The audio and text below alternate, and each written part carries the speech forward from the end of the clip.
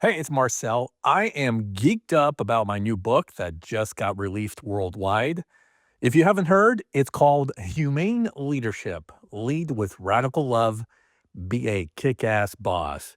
Now, if you love the podcast, you're going to love the book. I spent several years researching the best skills and behaviors of people leaders that engage employees and drive results through a humane approach of empowering humanity, developing trust, and getting the best out of people. It's out now. Get it wherever books are sold. Humane Leadership. Lead with radical love. Be a kick ass boss. Check the link in the show notes and grab your copy. Welcome to the Love in Action Podcast. I'm your host, executive coach, speaker, and author, Marcel Schwantes. I believe that when we show up with our full humanity to work and lead from a place of love, joy, purpose, care, and inclusion, it's going to make a radical difference in your leadership, your business, and your bottom line. This is a show about actionable, practical love, the verb, as a leadership and business strategy. Let's get rolling. Hey gang, welcome back to the show. With us today is Deb Coviello, leadership consultant, designated CEO whisperer, and the author of the highly acclaimed book, The CEO's Compass, Your Guide to Get Back on Track. Can't wait to dive into that. Known as the drop-in CEO, Deb's superpower is lowering the temperature and elevating conversations with empathy and patience. I'm going to ask her about that. As a speaker, author, and consultant, she teaches C-suite leaders how to establish what she calls a lift, light, lead environment and create calm amidst chaos or crisis. I love that. In addition to the CEO's Compass, she also authored the new CEO Playbook, Stop Chasing Results and Start Pursuing Peace of Mind. I see a pattern developing here. All right, her long-running podcast, The Drop-In CEO, is in the top 1.5% globally among Apple podcasts. And Deb Coviello now joins us. Welcome to the show, Deb. Oh, Marcel, I am thrilled to be here. Thank you so much. I hope I can provide a little bit of value and insights for your audience. But again, so looking forward to the conversation. Me too. I think we don't know this yet, but I think that as we talk throughout this episode, we're going to find so many connecting points because I think you and I are like kindred souls. We don't know that yet. So here we go. For people not familiar with you just yet, what's your story? All right. Again, how much time do I have here? But honestly, just on the personal side, I've been married for 35 years to my best friend. I have the good fortune of having 3 adult children that are becoming amazing citizens of society. And by the way, I curl, I do throw stones on ice, sweep, and yell at people. We might be able to dive there. But fast forward, I was a STEM professional, loved science, technology, got an engineering degree, which brought me into the industry of electronics and chemical manufacturing. I love manufacturing, taking nothing and turning into something. And I found skills in the area of quality and operational excellence, make it better, faster, cheaper. Love that work, love seeing the results. And all along the way, I had some leadership skills, which brought me to higher and higher levels of leadership, eventually became the head of operational excellence and quality for North America for the #1 global flavor and fragrance company. And oh my gosh, I thought I had arrived. I was finally in a place of impact and influence and all the bells and whistles. And then things change. I realized the job was much harder and scarier. And I also realized I was no longer the smartest person in the room, but I had amazing technical people around me. And so, with not having the greatest results that I acquired and having to turn a region around, I realized as a person, my mindset and leadership had to change. With that, I realized when I went to a global meeting, and this is a major inflection point in my career, most of the leaders went in and said, we are going to do project A, B, and C to get X, Y, and Z results. And that's what we always did. And I said, I needed a different approach. I needed to change my mindset. What did I need to do differently as a leader to get a different outcome, not just results? And so I went to this conference and gave my story. I felt so great because I had discovered who I was to help the people in my care struggle less so they could spend more time doing the things that they love to do with themselves, family, and community. That was a greater purpose than just getting results for customers. And so I delivered this with pride to only receive, Deb, that was very nice. But you didn't spend enough time talking about the results that you're going to get from your projects. And it was like, did I miss the mark? And I was so deflated. And then during lunch, feeling deflated still, my colleagues came to me and said, Deb, we love what you did. We need different leaders who think differently in order to get different outcomes versus the same results. And that was the beginning of knowing I was doing something different. Now, fast forward, I was able to change the results in my region, take going from number 4 to number 2, because I realized my greatest achievement was to unleash the potential of the people in my care. And we did move to number 2. But I already knew I was a different leader. I got kicked out of the nest about 6 years ago and said, I want to be able to do the same work, not for big corporate, but serve a small and medium sized business clientele in manufacturing because they are agile. They have a great culture. They love the people that are working with them. And sometimes they exceed the capacity or capability and value my expertise. And so I really realized my purpose was I am going to open up a consulting business and help that highly aware C-suite leader, CEO, or owner be able to fulfill the capacity or capability that they need to get through a transformation or a transition, et cetera. And that's the work I love to do because they care about their people, Yeah. and so do I. And ultimately, we elevate the leader and or we elevate the people for a lasting impact. And that's a bit of my backstory. I'll pause there, but there's so much to who we are. I've got so much purpose. Happy to answer more.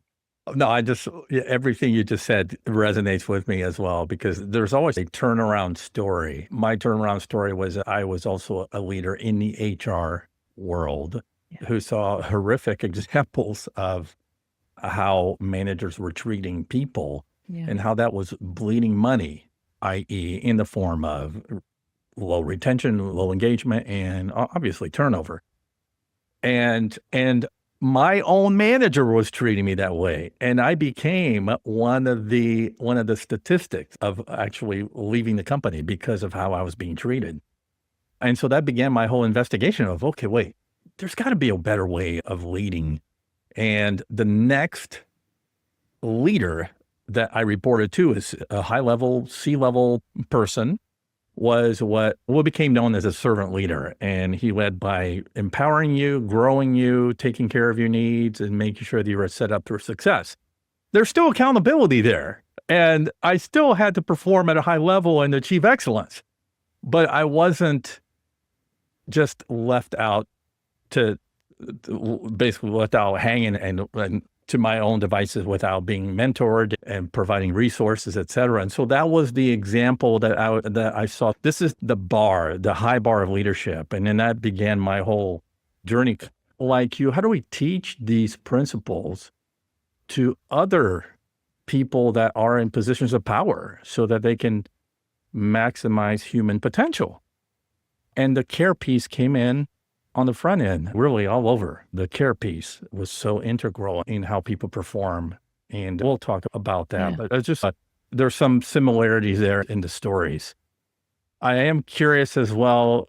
Tell me a little bit about this without giving too much away about the book yet. I'm just curious about how your superpower is lowering the temperature and elevating conversations with empathy and patience. How does that play a role in your executive sessions, your coaching sessions, et cetera? The more you listen to me, I have been told that there is something about my voice that's very calming. So I've got some good genes here, and thank goodness I feel confident enough to share my voice. But there's a couple pivotal points here that made me start realizing my superpower, my gift, and kudos for people that actually give feedback. And one of them I remember, again, sometimes it's a quality leader. There's a customer complaint, the sky is falling. I'm called into meetings to help try to sort through what's the problem and what are we trying to solve. And a wise leader won't necessarily be the one that has all the answers. Again, when we're engineers, we're celebrated for quick answers, Yeah. raising our hand. But a leader needs to really listen to the room, feel the temperature in the room, and be able to understand with enough information to be able to reframe back what they heard in a deliberate, concise, calming voice versus adding fuel to the fire. And I had one person say to me, I said, Deb, your voice is so calming. And I says, there's a reason for that, because when everybody's saying their hair is on fire, you need a calming voice to put rationale. So to focus people and have confidence that we don't know how to solve this, but know we're going to get there. Yeah. And so what I have found in business is obviously being a deep listener, which is a superpower, and truly seeing people Mm. and then being able to say, I see you. And this is what I think the problem is. And this. And what is the energy in people's shoulders relax? It goes down. And then you start seeing the head bob as you're reframing and saying what you think the problem is and what the solution is. When you see the energy come down and then a big sigh, we've lowered the temperature. That, okay, this person gets me in front of me and they're going to be my guide or partner to get through this. So when we talk about lowering the temperature, yeah, inside, oh my, how am I going to solve this problem here? But on the outward side, I exude that confidence by my voice and just lowering the temperature. We're going to get through this. So, Yeah. You've lowered the temperature, you've lowered the cortisol levels, you've lowered the heart rate. Yeah, and you're speaking to some of the principles we're going to talk about related, and I can't wait to dive into the first one, peace of mind. But before we let the whole cat out of the bag, yeah. talk about the inspiration behind the book, The CEO's Compass. So the inspiration for the book came from some great, honest feedback. So I hung my shingle and I say, oh, LinkedIn, put some videos up, put some posts here, put this, put that, and just start putting stuff out there. And people said, God, I love what you talk about, but we don't know what you're about. What's your system? What's your process? Which gave me feedback to realize, oh, I don't have a system. I haven't put this neatly in a box. My intellectual property, people can't be able to associate with it. So it Mm. was like, oh, I need to create a framework. And so, again, being a quality engineer professional, it used to be my house of quality, with the top being peace of mind and my pillars and foundation. And when I said from a marketing perspective, who the heck is that going to resonate with? I started noodling on a piece of paper, and all of a sudden, a compass came to me where the CEO's compass, the northernmost point is peace of mind. That's where we're trying to get back on track. And around that came the additional P's or 7 compass points. And with that, I said to myself, this resonates with a C suite leader who may be off track. And what is the tool of choice? A compass. Yeah. And so that enabled me to put down a framework, a system to be able to say, this is how I think you can use the compass to get back on track. All right. So we touched on this a little bit off air, is that if you have a compass, that's great. It keeps you on track. It gives you an idea of where you're supposed to go, right? Your final destination. That also implies that a lot of CEOs or leaders are off track and they don't know where they might be lost in the woods trying to find their way out. Is that a true statement? And what's causing them to be off track? So it's one of those things, their superpower becomes their demise. They have a proven track record of being that transformational leader. They've been there, done that. They can drop into a situation and say, I can do this. The Mhm. sense of pride, a Mm. sense of confidence. But I have found over and over again, something changes. There's circumstances that they've never been subjected to, and they are no longer the answer person. And in their capacity, there aren't people on their team that can answer it. And so in the moment, they feel like I should be able to solve this. I need to work harder. And then what happens is too much time has passed. And what was just kind of butterflies in their stomach, I feel a little bit off track, muscle through it, work a few more hours, eventually it turns into crisis. And so I beg leaders, as soon as you're starting to get that funny feeling like, okay, we're starting to get a few more customer complaints. I just lost my quality leader. Ugh, they've got new requirements. I'll figure it out. That's the perfect time to say, I need some external help or use a compass, because I'm telling you, the old playbook is not going to work with you, where if you work harder, smarter, you're not going to get there. The compass provides you additional insights where it's more human centric, it's more love centric, Yeah. where unleashing the potential of your people is actually what you need, not necessarily more resources, more technology. etc. Yeah. So it happens to them because it's a sense of pride and they don't know how to get out of their own way and they're starting Mm, to struggle. yeah. It's a big blind spot. Yeah. Okay. Hang on, folks. Well, we're going to open up this compass.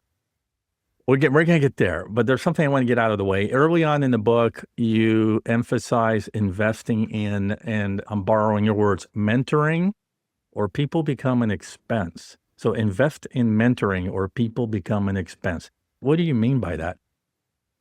It comes from so many different directions. If we don't have a system, a program, it doesn't have to be mentorship, Mm, for which we're checking in with people. And I even talk about this during one on ones. So often when we have one on ones with people, we just go to, okay, how's that report coming? How's that project going? We don't invest in personal development. Now, what people might say, I'm a business. I don't have to invest in personal development. They got that. I got a business to run. But I would say at every level of leadership, you need to have some kind of mentoring or coaching program because personally, I struggled. And either I didn't have a mentor, I didn't seek one out, but I made a lot of mistakes along the way. Now I'm on a journey here to say, here's how you should or shouldn't communicate, stakeholder management, how to align, how to negotiate, how to advocate, how to have critical conversations. Unless you have that support system to develop those essential skills, you're only going to get so far in your technical areas of capability. And then again, when you don't have that mentorship program in place, working harder and faster and longer hours is not going to do it. People are going to leave.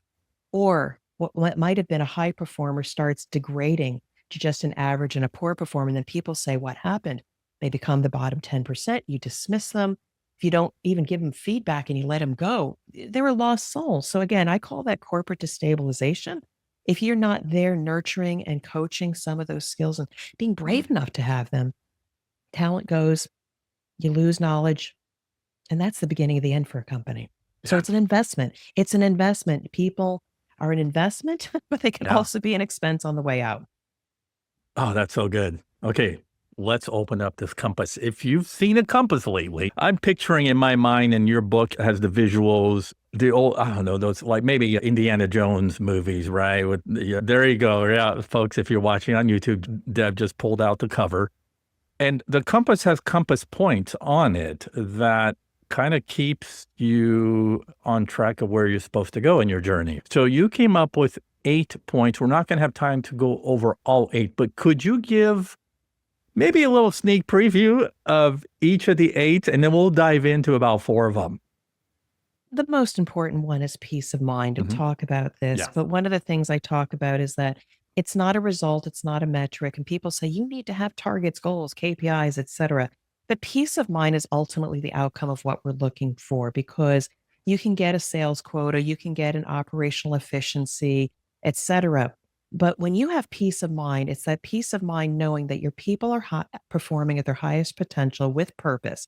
And those closest to your customers or clients feel it that they are being taken care of. And when your people have the confidence, the capability, and capacity, because you've clearly articulated the purpose and that you unleash their potential, you start seeing a team perform at a level where you can just like, they've got this and I don't have to worry and I can sleep at night. So again, we can go deep into peace of mind. But aligned with that, the second one is purpose. And so I once had a salesperson say to me, and this stuck with me, that we don't necessarily want to be number one amidst all of our competitors, but we want to be the favorite. And what that means, the favorite different being the number one, is we may not be the cheapest, we may not have the best quality, but when our customers need us to help them out of a pickle, maybe we made a mistake, they remember the last thing that you did with them and how you made them feel and had your back. So being the favorite can be a purpose. And again, when people have purpose and you say, how can we achieve this purpose? You unleash people's ideation versus saying, I just need you to get this report out every single Friday. You squelch that creativity and that's all you get. So having a clearly defined purpose and people living that is number two. But a couple of the compass points, pride and past, are the ones that I have often found missing from many corporations. We can fix people, we can fix process, we can fix tools and platforms. But the past is understanding where these people came from. Maybe you acquired a business or a business unit or a team. And so often we say, okay, guys, come on board. Here's the SOP. Let's go. We need to take time to understand that because when I've done that with acquisitions, why did we bring in this culture? What made them highly successful as a small company? And spending time to understand their past, it's not about you got to change, but what can we bring forward from your past and bring it into the future. And pride is a little bit on the individual level. Again, we acquire people. Maybe there's this older person in the corner. They're super smart, but maybe they're a naysayer and difficult. Sometimes we just accept them at face value. But what we should do from a pride perspective is understand what is their unique value and shine a light on that, because their intellectual property is as important as any patent or anything that you come up with in your company, product, or service. When we don't pay respect to understanding that gift, whether you use it now or later, you've paid dividends in that trust building with that person because you care about them. And you know what? They'll have your back. We don't do that well enough in the larger corporations. It's about head on, get those results. But when we slow down as leaders and look, have we truly celebrated the past and the purpose? Let's shore that up. Even if it's been a while, we can go back. And then you find the trust, the people, the confidence ultimately helps you to get to peace of mind. So those are Oh, just a few of the compass points, but so many leaders miss it amidst trying to get results. yeah. Diving a little deeper on peace of mind. You're right. It's not often talked about, peace of mind. It's just not on people's radars. And I know that stories differ about peace of mind, differ Yeah, from CEO to CEO. Everyone I've has a got one. unique experience, but I don't know. What would you say, maybe from an example of a Yeah. consulting client, what would you say defines true peace of mind for a CEO at that level? I really appreciate this because this was one of the experiences that was an input to what does peace of mind look like. And so when I was a quality engineer, we made a mistake. We contaminated some material that went to a customer that had to get returned, destroyed, and we damaged the trust and we damaged a lot of material, and it was an expense. So as part of the opportunity to correct this, obviously we error proofed the system. We retrained the people, but first we did a video. And I was the camera person videoing a supervisor, explaining our new process as training to do it right in the future. And the interesting thing was an operator or technician started popping into the frame. And it was like very comical. And we stopped the filming and I said, "Do you want to be in the video?" And he said, "Yeah, I'd like to." So we took the supervisor out and started filming the operator.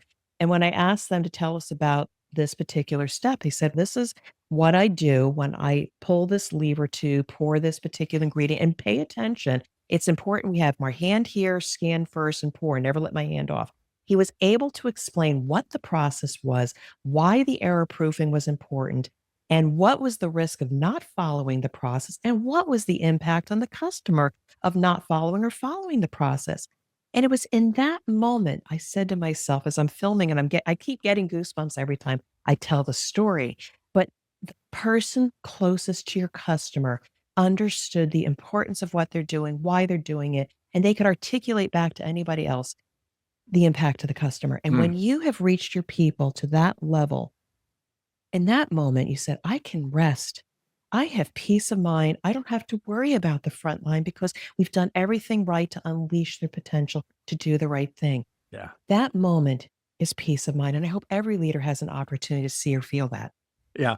I never equate until now. This is so powerful. I never equated the strength of leadership to empower others to remove obstacles from their path, actually coming back to you as peace of mind.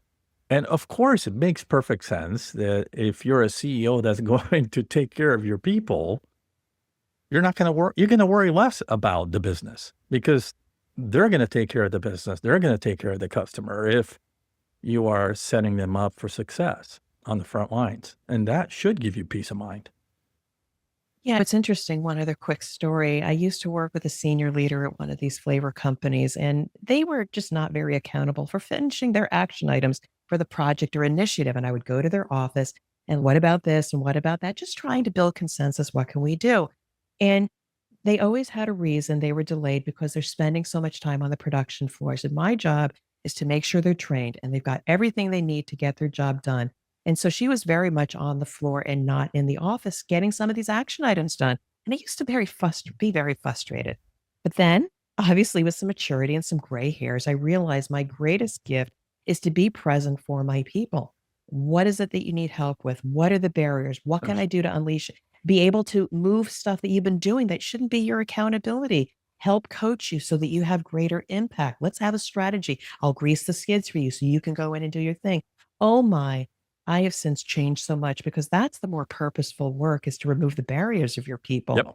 They will get the results if you can do that. Yeah. All right. Let's move to the next one that I picked out just to dig a little deeper, and that's pride. Yeah. So pride Hmm. is an interesting one and a quick story about that. Again, I acquired a team that needed to solve a particular problem. There were two subject matter experts that stood side by side, so smart, but they rarely spoke up. And they were sitting in a room one day and they would just give minimal information. But I took the time offline to understand, why are you so quiet? You have so much information. And they shared stories of where in the past they would offer their opinions, but then leadership would not listen to them. And also, there may have been some opportunities where maybe it was used against them. So they Hmm. quieted themselves. But I found that once I took the time to understand where their area of expertise is, 30 years of relationships in the industry and how they could grease the skids to get through certain things or what technical knowledge that they had. Oh my, they started showing up in my meetings, speaking up, offering their opinion and leveraging it. And I started seeing their expertise being more valued and them offering more of their value. It pays to ask the question, even if you've had a team member for 2 or 3 years and people just label them as difficult. There's no shame in going back and say, let's just talk. I just really, I may not really understand all that you've done. And even if there's skills, maybe they're a whiz at, I don't know, VLOOKUP tables and Excel. I don't know what it is. You may not need that now, but because you asked and you cared, they will have your back. They will deliver for you. They will give you information that maybe you didn't even ask for because they want to protect you. People will show up if you respect their intellectual property. Yeah.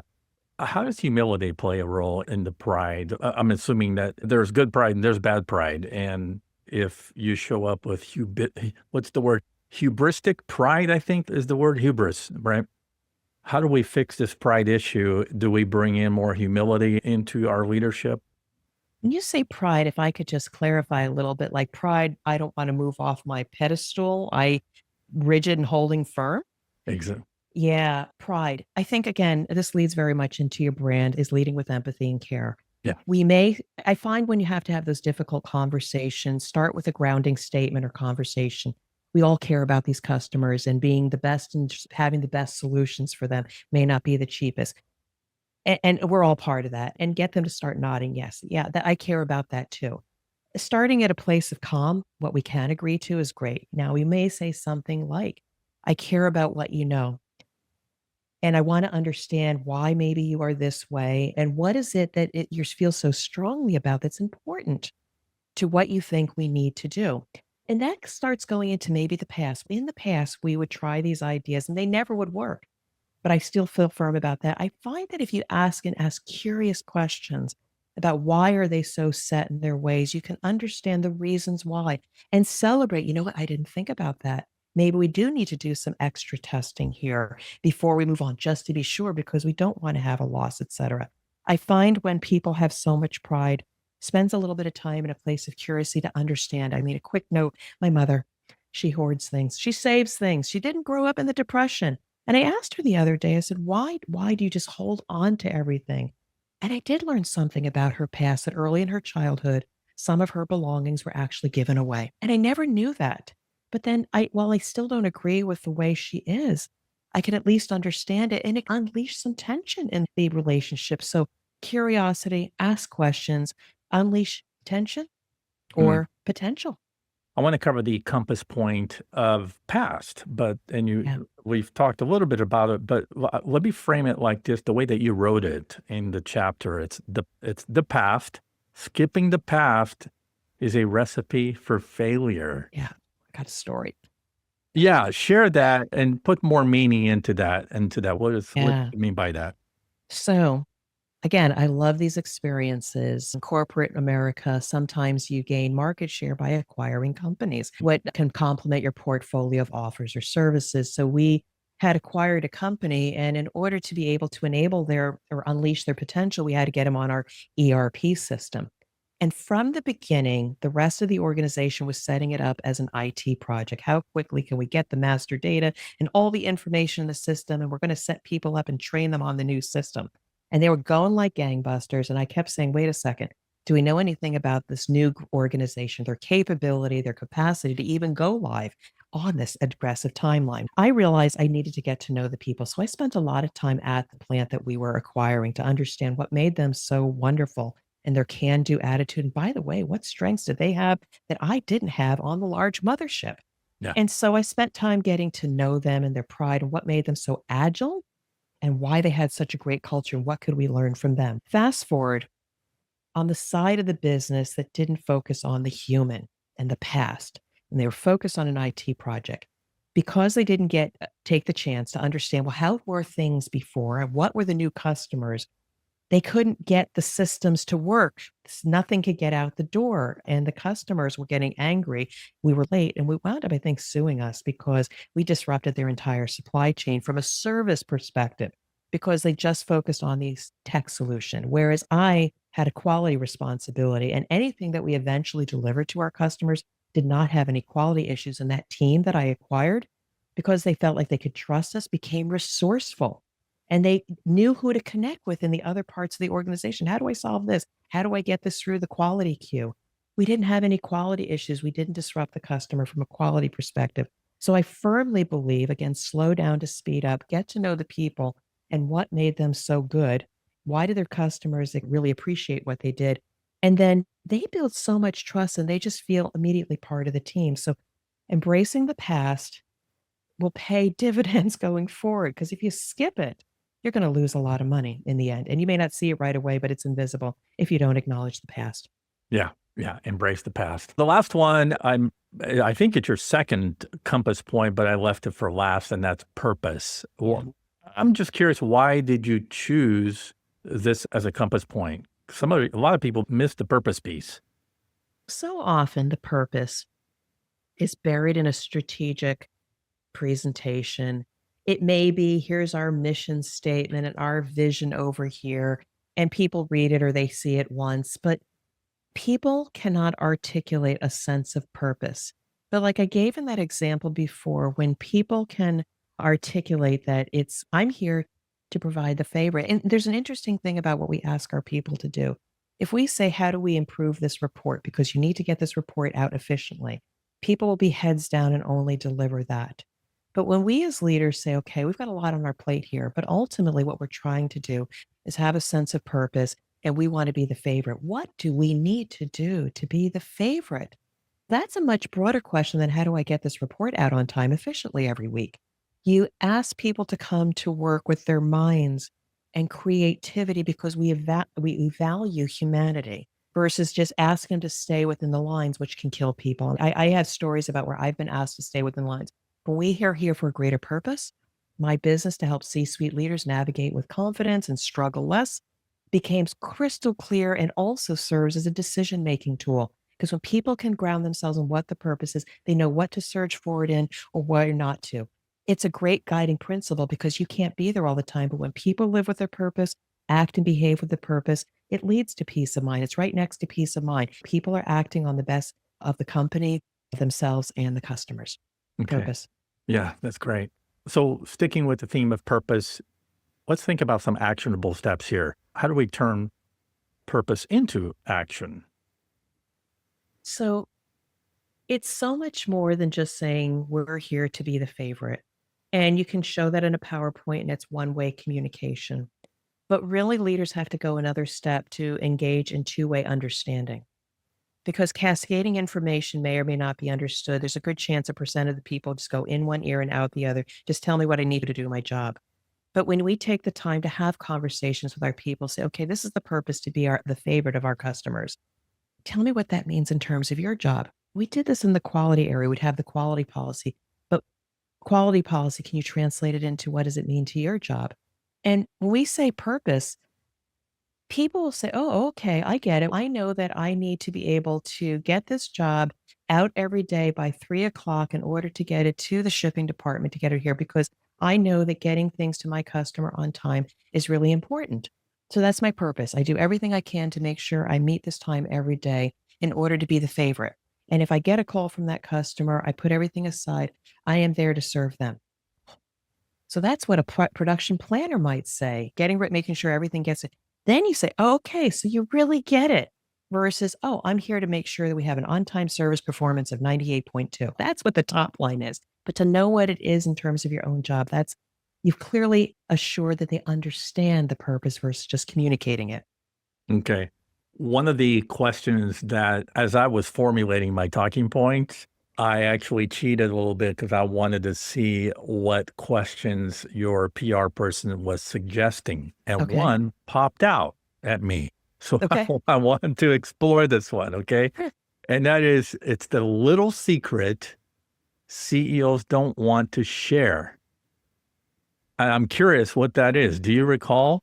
I have a hint about that, and it may be dealing with not having the capacity to coach or mentor employees.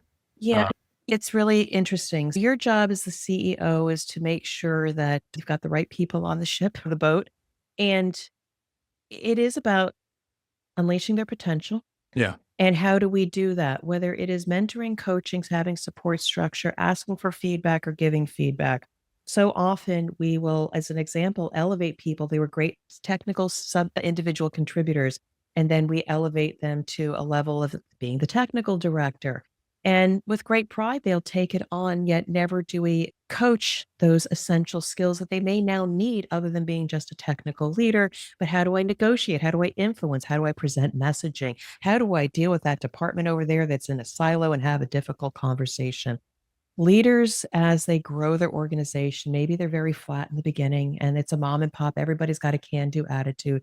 But as the organization rises and grows and you've got that levels of separation, you have to promote people to Mhm. get the work done. I would heavily suggest that in whatever form makes sense, invest in that mentorship at all levels of the organization. I never had a mentor or coach. And it wasn't until I left the corporate space and I'm now in my own business. I have multiple mentors and multiple coaches, and they help me to see things I never saw in myself, as well as hone those essential skills. So rather than going through the school of hard knocks, why don't we provide it as part of, I would say, an investment in your people versus an expense? When you don't provide that, it becomes a strategic imperative, not just the lagging indicator of employee retention, but what are the Oh, leading indicators of mentorship and coaching to make sure they have the skills and regularly providing feedback that is actionable. That's the secret that they sometimes it's not top of mind, but I let's whisper in their ear now. They need to. that's interesting because we started the whole conversation at the beginning of emphasizing the importance of mentorship. And here we are talking about the fact that they sometimes hold back this little secret that they may not have either the capacity or they just don't emphasize the importance of it enough because CEOs are stuck in vision, strategy, but they're not looking at the people as the solution to their problems. And think about external support because even as you're growing, you may not have that. You may not need a full time person. Think about your business model. What is your core competency? And then think about what do you bolt on at strategic points in time to unleash the potential of your people. And then maybe you don't need them and then bring them back when there's another transformation or change. It's something that you need to think about what's my core competency and then how do I support the people to get to peace of mind. Mm. There you go. All right. So I have my compass. I'm a CEO. I am fully bought into this. I'm ready for my journey. Is there a first, which direction am I going? First, you got to ask yourself, where are you? Actually, I wish I could bring the book and start reading a couple of the chapters here, but one of the things is I even start with them. I said, you as a leader need to, if you're feeling off track, you need to accept the fact or have the awareness that maybe you need to lead differently. If you're looking for a quick fix and a cookie cutter approach, you're not going to get that from my book. So, actually, chapter one, I say, are you ready to change or think about changing and maybe making course corrections? Suck in your pride. And if you're not, put the book down until you're ready. So, that's the first thing is you need to be open to maybe consider a new mindset and not be thinking about results and think about what do I need to change in my leadership to get a different outcome. Yeah, that's good. That's good, Deb. Okay, we're approaching our speed round, but before we get there, is there anything that we have not covered and you're like, oh, I absolutely have to tell Marcel this for his listeners? So it summarizes and emphasizes, I do have to mention it, is that corporate destabilization. I use that expression when we don't invest in mentorship, we don't invest in the essential skills. Your technical leaders or your leaders rise to leadership positions for which they're not prepared. And you might say, oh, I can ignore that. Maybe I'll just give that project to somebody else. The longer we ignore it, it becomes something that's festering underneath the surface. And what happens is then the people that are in that person's care are not getting the support that they need. And so they may be high performers and revert back to just an average or maybe even a poor performer. And then you put them in a 9 box, you put them on a scale, and then you start exiting the poor performers or they self select out and leave. When we don't stabilize and provide that mentorship or coaching as you're growing an organization and elevating people, it destabilizes the organization because you start losing people from the bottom and you're not getting the efficiency that you want. So really think about it. How do we elevate, support, coach the competency so you can unleash the potential and keep your talent? Beautifully put. Okay, strap on your seatbelt. Here we go. I'm ready, I think. All right. What are you learning right now, whether it's a book, a podcast, a TED Talk?